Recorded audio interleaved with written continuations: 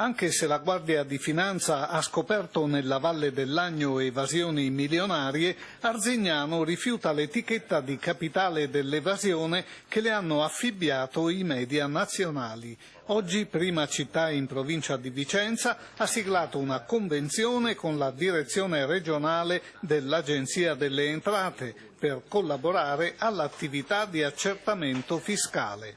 La speranza non muore, è una città ferita che deve essere curata e la cura parte anche attraverso un atto concreto di un accordo con l'Agenzia delle Entrate, un'Agenzia delle Entrate rinnovata, trasparente, pulita.